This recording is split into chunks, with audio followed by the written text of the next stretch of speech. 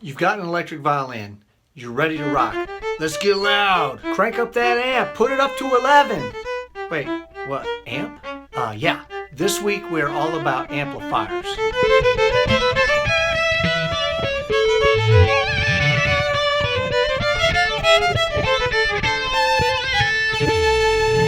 Matt Bell with the Electric Violin Shop, guys.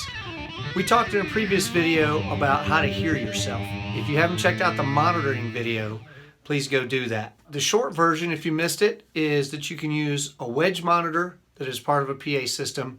You can use in-ear monitors, or you can use an onstage amplifier. Because there's probably 1,000 electric guitar players for every violinist out there. Most companies do not make violin amps, violin effects, or violin anything. So we have to make do with what they made for guitars. Now, sometimes that translates well, sometimes it doesn't. When you're looking for an amp, you need to make sure it fits a couple of general criteria. One, it has to work with your violin's impedance level. Two, it needs to work with your violin's output level. Three, it has to color your tone in a way that you like. And four, it has to have enough power for the gig that you're doing. In another previous video called Connections, we talked about impedance and signal strength. Now, electric violins have very, very high impedance levels. This means that a lot of guitar amps are sort of disqualified right away. If you don't have a good impedance match between your violin and an amp that you're trying to plug into, your sound can be really thin, it can be reedy, it can be weak, it's just bad. In general, acoustic guitar amps work really well with electric violins. That's not always the case though. For example, we really like the Fishman Loudbox Mini Amp, and we like the Fishman Loudbox Artist. But there's one bigger, it's the Fishman Loudbox Performer, and we're really excited when that amp came out, but it doesn't really work. Why? It distorts on really hard double stops. It's a really common problem, actually. The amp really isn't designed to handle the output level of the violin matched with the impedance level of the violin. So if you're trying an acoustic guitar amp, you need to make sure that it doesn't distort on hard double stops, because that sort of shows you've got a mismatch there with impedance and levels. Electric guitar amps are sort of a mixed bag. Some of them sound great. I'm a big fan of the Marshall JCM 800. I really like the Mesa dual rectifier, but there are some that just don't sound good. Violins are higher pitched than a guitar. They're bowed rather than plucked, and they tend to use piezo pickups instead of magnetic pickups. That combination of effects can sort of lead to a bad outcome if you don't get a good match with your guitar amp. In my job, I have to use a lot of different sounds, everything from an acoustic sounding violin to a synth sound, to a distorted sound, to an organ sound, to pad sounds. There's just a lot of different sounds I have to use. So I've got my pedal board tweaked out to give me exactly the sound that I want. If I'm going to use an onstage amplifier, I want that amplifier to be as transparent as possible, because I've already gotten all the tone that I want from my pedal board. Not everybody's in that situation. Some players need their amp to color their sound. You'll need to make sure that the amp you're using colors your sound in a way that you like it. On most amps, there are two knobs that seem to have the same purpose. There's a gain knob and a volume knob. These are not the same thing. The gain is how much you want to engage the preamp section of the amplifier. In an electric guitar amp, it controls how much you're overdriving the circuit, how much distortion you want, how dirty your sound's going to be.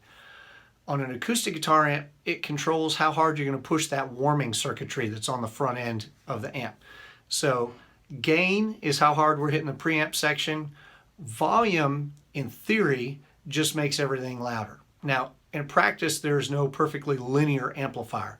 As we get louder, the sound is not exactly the same as it was before. With guitar amps, we actually often intentionally get some speaker crack up. In other words, as we push that amplifier harder and we push that little paper speaker harder, it will overdrive that speaker, and you get like a distortion, or it really sounds like crack up. It's a crack up sound. That's why a lot of guitar players tend to play so loud, because in order for them to get the combination of the overdrive they need from the front end circuitry and then the crack up that they need from the speaker, they need to be at a certain volume. With violins, it may work, it may not. You're going to have to experiment.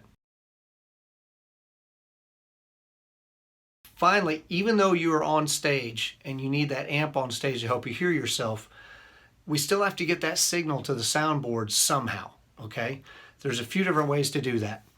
One, you can use your amp for monitoring only, which means that you plug the output of your violin or your pedal board into the input of a DI, and then the XLR goes in that DI and it goes to the board. You can take the output jack of the DI and route that to your amplifier. That means that any effect that the amplifier has on your tone is for your ears only. You're the only person that hears that. The front of house, they hear what's coming out of your pedal board. Okay, bass players do that a lot. It's a very common technique for bass players to use. The other thing that you can do is you can use the preamp section of your amp to color your tone, which means you come out of your violin or your pedal board, you go into the preamp section of the amp, you plug in an amplifier, and then a lot of amps have an XLR or 1/4 inch output, which is behind the preamp in the circuitry, but it's before the final amplification and the speaker. So this means that the people out front are going to hear all of your effects, they're going to hear your violin, they're going to hear the preamp section of that amp, but they are not going to hear what the speaker does to your tone. So you're the only one who hears that. That's for your ears only.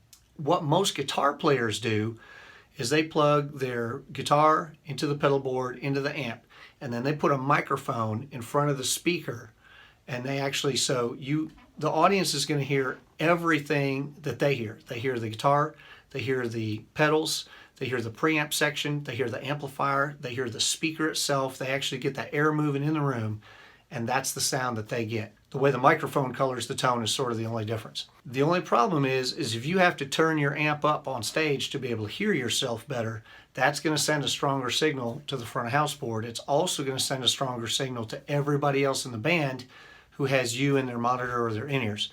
So, if you're using that method, you really sort of don't want to be touching the amplifier because you're changing levels. That changes it for everybody. It's not just you. Okay. So that's an overview on amplifiers. When selecting an amp, make sure that you have played your instrument through that amp with all the effects you're going to use and at the level that you're going to want it on stage. So you need to make sure your impedance and your signal strength are a good match for that amp.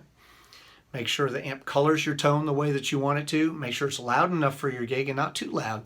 If you've got to have that amp dimed out in order to get the tone that you want to make sure that that amp is not so loud that you're getting fired from your coffee house gig.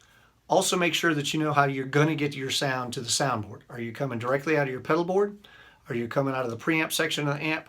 Or are you coming out of a microphone that's in front of the cabinet too? Be sure to click subscribe so that you can be notified every time we post a new video from the Electric Violin Shop. Get loud, play proud, and we'll see you guys next week.